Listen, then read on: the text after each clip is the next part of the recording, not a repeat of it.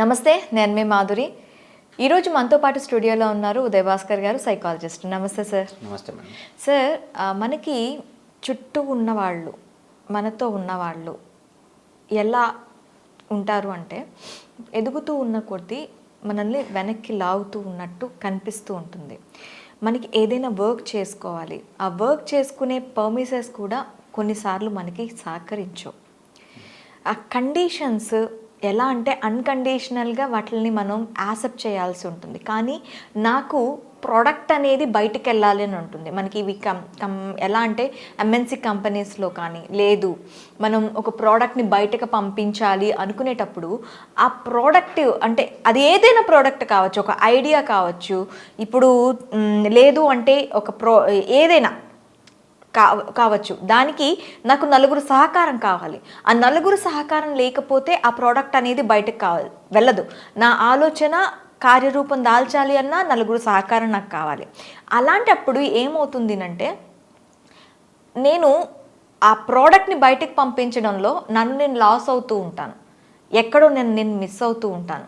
ఆ ప్రొడక్టివిటీ వేని ఎలా నేను చూస్ చేసుకోవాలి, నేను కష్టపడకూడదు అలా అని చెప్పి నా చుట్టూ ఉన్నవాళ్ళు బాధపడకూడదు, ఎలా దీన్ని నేను ఓవర్కమ్ చేయాలంటారు? Okay madam. సో జనరల్గా ఇది అంటే ఒక set of it's a kind of communication problem కింద కూడా మనం చూస్తూ ఉంటామండి.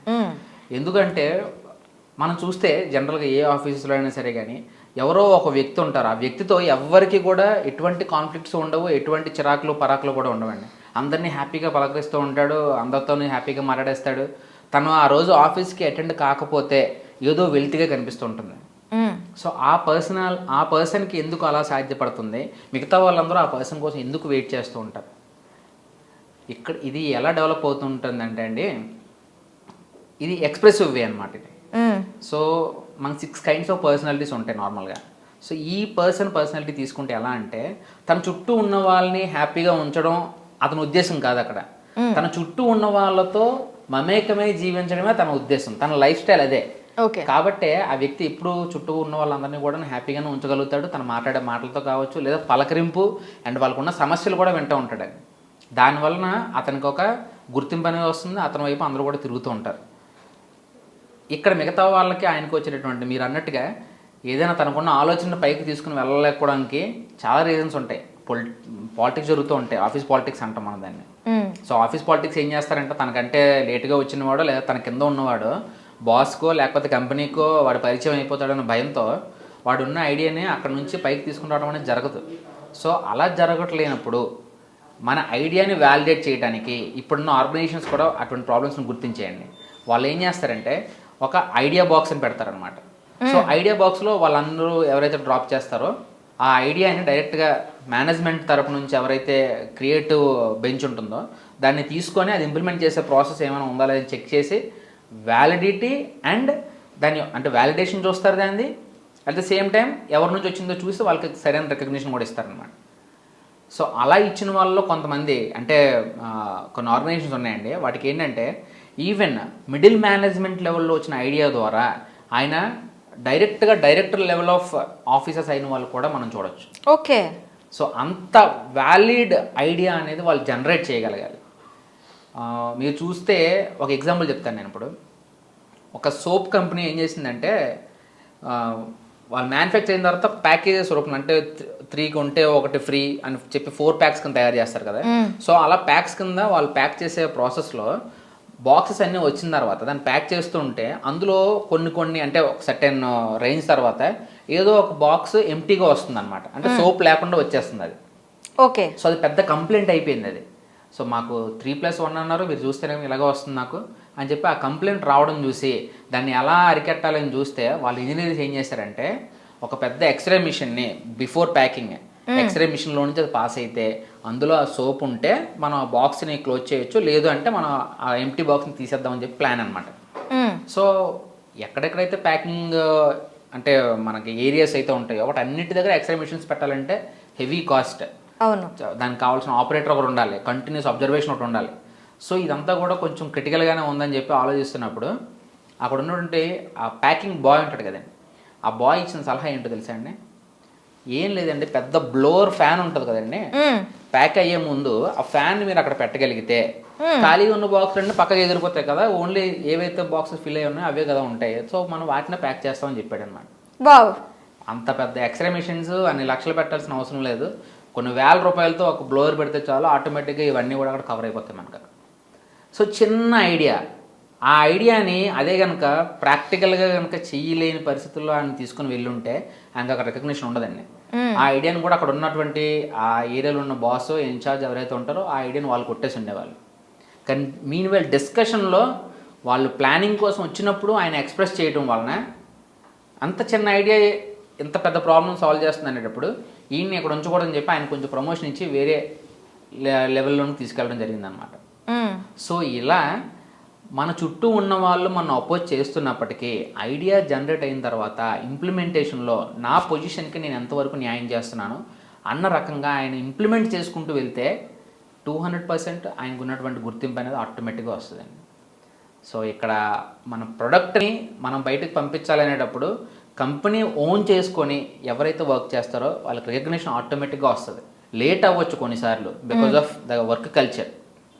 కొన్ని కల్చర్స్ ఎలా ఉంటాయని చెప్పాను కదా నేను, ఆ ఐడియా బాక్స్లో డ్రాప్ చేస్తే ఇమీడియట్గా వాళ్ళకి కావాల్సిన రివార్డ్ అనేది అక్కడ వస్తుంది. ఓకే. సో ఆ రకమైనటువంటి సజెషన్స్ ఇవ్వచ్చు.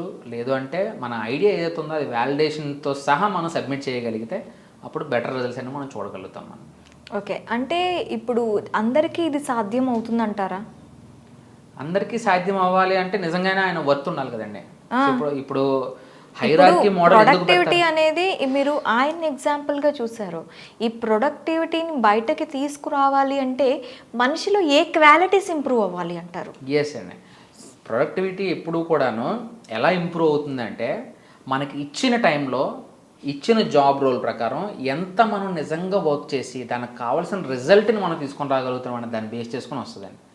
అంటే ఇప్పుడు చాలా ఆఫీసులో చూస్తాం మనం 8.5 hours 8 hours కూడా వాళ్ళు మార్నింగ్ 9 to 5 or 5:30 6 వరకు కూర్చొని ఉంటారు.